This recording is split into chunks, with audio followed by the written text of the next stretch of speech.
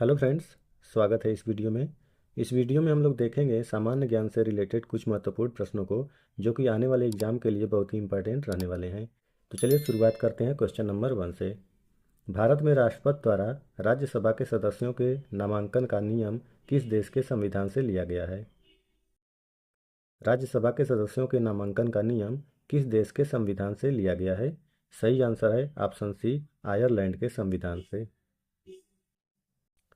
अगला प्रश्न है, भारत में वित्त आयोग का गठन कौन करता है? इंपॉर्टेंट क्वेश्चन है कि वित्त आयोग का गठन कौन करता है? सही आंसर है ऑप्शन बी, राष्ट्रपति। भारत में वित्त आयोग का गठन राष्ट्रपति द्वारा किया जाता है। अगला प्रश्न है, किसी सदन में अध्यक्ष उस सदन का सदस्य नहीं होता है। कौन से सदन में अध्यक्ष उस सदन का सदस्य नहीं होता है? सही आंसर है ऑप्शन बी, राज्यसभा। अगला प्रश्न है, भारतीय संविधान के किस भाग में मूल कर्तव्यों का वर्णन किया गया है? सही आंसर है ऑप्शन ए, भाग 4 के क में। भारतीय संविधान के भाग 4 क में मूल कर्तव्यों का वर्णन किया गया है। अगला प्रश्न है, निम्न में से साल 1938 में कांग्रेस द्वारा गठित राष्ट्रीय नियोजन समिति के अध्यक्ष कौन थे? राष्ट्रीय नियोजन समिति के अध्यक्ष कौन थे जिसको कि कांग्रेस ने 1938 में गठित की थी? सही आंसर है ऑप्शन सी, जवाहरलाल नेहरू। राष्ट्रीय नियोजन समिति के अध्यक्ष जवाहरलाल नेहरू थे। अगला प्रश्न है, वित्त आयोग का गठन कितनी अवधि के लिए होता है? यह भी इम्पोर्टेंट क्वेश्चन है कि वित्त आयोग का गठन कितने अवधि के लिए किया जाता है? सही आंसर है ऑप्शन डी, राष्ट्रपति की इच्छा अनुसार। इसका कोई अवधि फिक्स नहीं है, ये राष्ट्रपति की इच्छा अनुसार इसका समय चेंज होता रहता है। राष्ट्रपति जितने साल के लिए चाहें उतने साल के लिए वित्त आयोग का गठन कर सकते हैं। अगला प्रश्न है, लोकसभा में केंद्र शासित प्रदेशों के लिए कितनी सीटें आरक्षित की गई हैं? लोकसभा में केंद्र शासित प्रदेशों के लिए कितनी सीटें आरक्षित की गई हैं? सही आंसर है ऑप्शन बी, 20 सीटें। अगला प्रश्न है, भारत में सरकार की संसदीय प्रणाली कहाँ से ग्रहण की गई है? सरकार की संसदीय प्रणाली कहाँ से ग्रहण की गई है? सही आंसर है ऑप्शन सी, ब्रिटिश संविधान, यानी इंग्लैंड के संविधान से भारत में संसदीय प्रणाली ली गई है। अगला प्रश्न है, निम्नलिखित में से राज्यपाल को शपथ कौन दिलाता है? राज्यपाल को शपथ कौन ग्रहण करवाता है? सही आंसर है ऑप्शन सी, उच्च न्यायालय के मुख्य न्यायाधीश। राज्यपाल को शपथ उस प्रदेश के उच्च न्यायालय के मुख्य न्यायाधीश दिलाते हैं।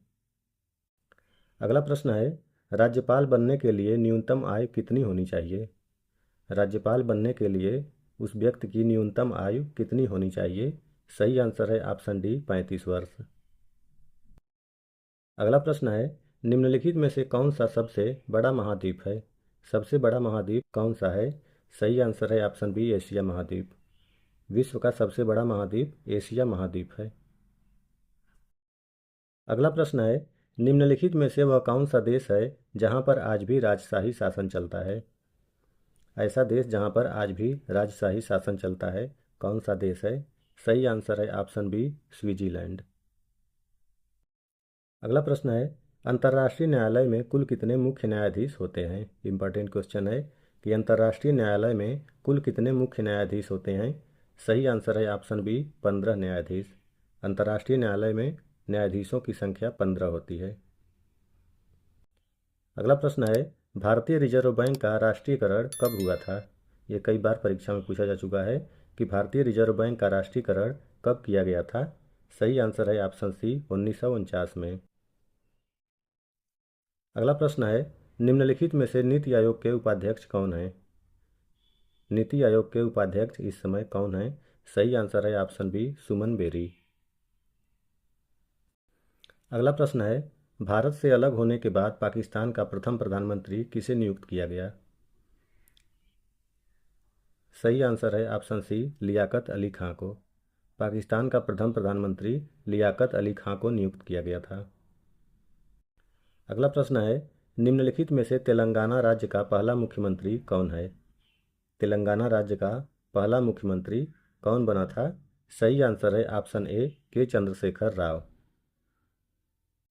अगला प्रश्न है, भारत के सुप्रीम कोर्ट का प्रथम मुख्य न्यायाधीश कौन था? सुप्रीम कोर्ट का प्रथम मुख्य न्यायाधीश कौन था? सही आंसर है ऑप्शन सी हरिलाल जे कानिया। सुप्रीम कोर्ट के प्रथम मुख्य न्यायाधीश हरिलाल जे कानिया थे। इंपॉर्टेंट क्वेश्चन ये भी है। अगला प्रश्न है, भारत के राष्ट्रपति को उसके पद से किसके द्वारा हटाया जा सकता है? तो राष्ट्रपति को संसद द्वारा हटाया जा सकता है। ऑप्शन डी है सही आंसर, संसद द्वारा। अगला प्रश्न है, अंतर्राष्ट्रीय न्यायालय में कितने न्यायाधीश होते हैं? अंतर्राष्ट्रीय न्यायालय में कितने न्यायाधीश होते हैं? सही आंसर है ऑप्शन सी 15 न्यायाधीश।